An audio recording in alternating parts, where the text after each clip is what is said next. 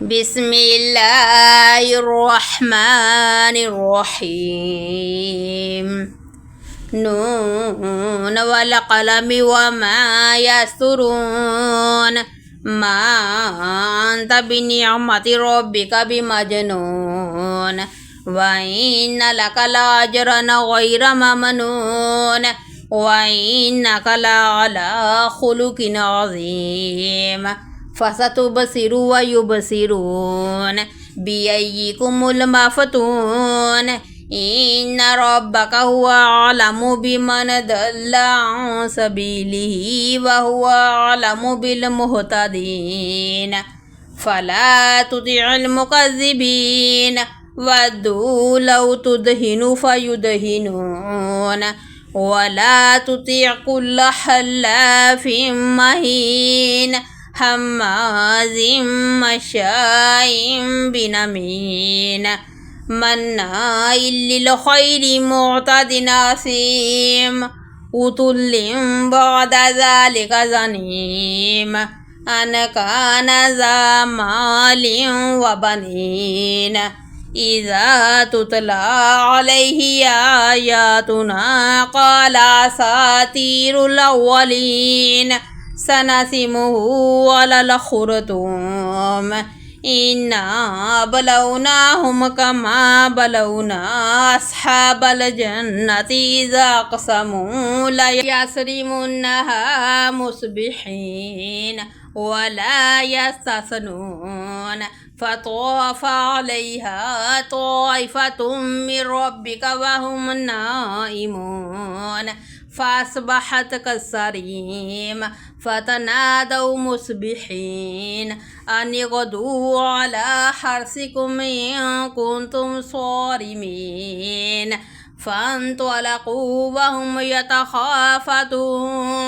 ألا يدخلنها اليوم عليكم مسكين وغدوا على حرد قادرين فلما رأوها قالوا إنا لضالون بل نحن محرومون قال أوسطهم ألم أقل لكم لولا تسبحون قالوا سبحان ربنا إنا كنا ظالمين فأقبل بعضهم على بعض يتلاومون قالوا يا ويلنا إنا كنا طاغين عسى ربنا أن يبدلنا خيرا منها إنا إلى ربنا راغبون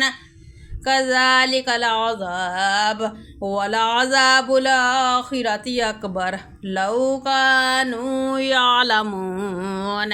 إن للمتقين عند ربهم جنات النعيم أفنجعل المسلمين كالمجرمين ما لكم كيف تحكمون أم لكم كتاب فيه تدرسون إن لكم فيه لما تخيرون أم لكم أيمان علينا بالغة إلى يوم القيامة إن لكم لما تحكمون سألهم أيهم بذلك زعيم أم لهم شركاء فليأتوا بشركائهم إن كانوا صادقين يوم يكشف عن ساق ويدعون إلى السجود فلا يستطيعون خاشعة أبصارهم ترهقهم ذلة وقد كانوا يدعون إلى السجود وهم سالمون فذرني ومن يكذب بهذا الحديث سنستدرجهم من حيث لا يعلمون وأملي لهم إن كيدي متين أم تسألهم أجرا فهم من مغرم مثقلون أم عندهم الغيب فهم يكتبون فاصبر لحكم ربك ولا تكن كصاحب الحوت إذ نادى وهو مكظوم لولا أن تداركه نعمة من ربه لنبذ بالعراء وهو مذموم فاجتباه ربه فجعله من الصالحين وإن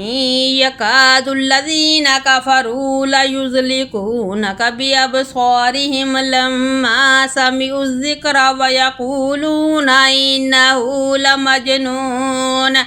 وما هو إلا ذكر للعالمين.